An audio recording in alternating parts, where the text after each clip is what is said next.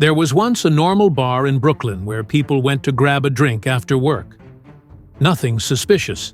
But behind that bar was a place so violent, it still terrifies mob historians today.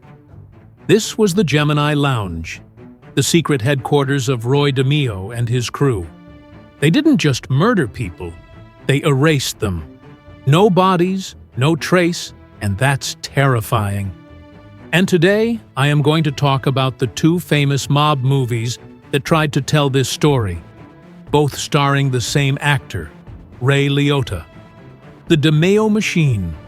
Roy DeMeo wasn't some hothead who lost his temper and pulled a trigger. He was methodical, almost corporate, about killing. Started in the late 1960s as a loan shark in Brooklyn, then caught the attention of Gambino captain Nino Gaggi. By the 1970s, DeMeo had built something terrifyingly efficient, a murder crew that operated like an assembly line. The operation ran out of the Gemini Lounge on Flatlands Avenue, and DeMeo's business portfolio read like a criminal MBA program. Loan sharking that could net him hundreds of thousands, a car theft ring pulling in $30,000 a week, stealing luxury vehicles on order and shipping them to Kuwait. He even got himself onto the board of a Brooklyn credit union just to launder money and embezzle funds until the whole thing went bankrupt. The guy had his hands in everything: drugs, extortion, stolen property. But the core business? Contract killing. And DeMeo ran it with ice-cold efficiency. His crew included Anthony Center and Joey Testa, known as the Gemini Twins, along with guys like Chris Rosenberg, Henry Borelli, and Frederick Dynome. They weren't just thugs, they were specialists, and what they specialized in was making people vanish without a trace. The Gemini Method. Now let's talk about their method. The crew would lure a target through the side door of the lounge into the apartment in the back. Maybe they'd wine and dine the guy first, put him at ease, make him think this was just business. Then, when the moment came, Roy DeMeo would appear with a silenced pistol in one hand and a towel in the other. One shot to the head. Then came the butcher work. They'd lay plastic sheets in the main room and dismember the corpse right there. Arms, legs, head all severed and wrapped in brown butcher paper, then stuffed into garbage bags. Crew members would scatter the body parts across different locations in Brooklyn. Some victims were found, most just disappeared into the city forever. During one double murder, the crew actually stopped halfway through the dismemberment to eat pizza and hot dogs. That's how routine it had become. Just another day at the office. The movie connection. You've got two massive mob films, Goodfellas and the Iceman, and they both tried to capture this brutal 1970s and 80s Mafia world. And Ray Liotta? He's in both, playing completely different roles in what should have been overlapping universes. Goodfellas, Scorsese's 1990 masterpiece, tells the true story of Henry Hill, a Lucchese family associate who helped pull off the legendary Lufthansa heist in 1978. Over $6 million in cash and jewelry stolen from JFK Airport. Hill wasn't with the DeMeo Crew, he ran with Paul Vario's operation. But the world? Same era, same city, same rules.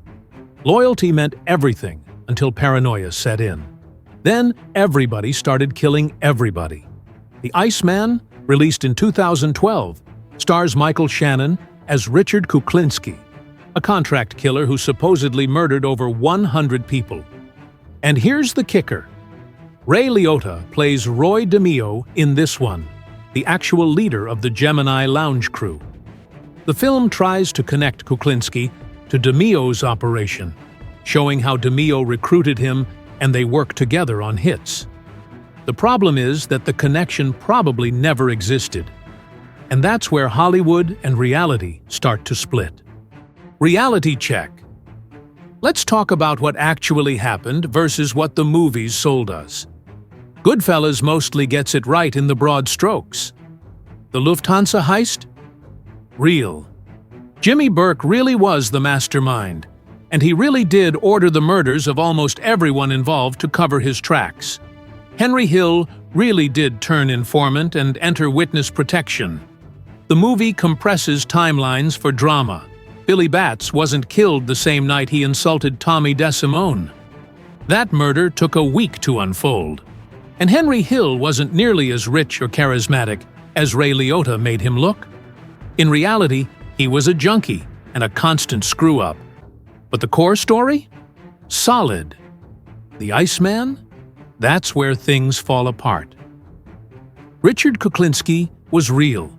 He was arrested in December 1986 after an undercover ATF operation caught him on tape.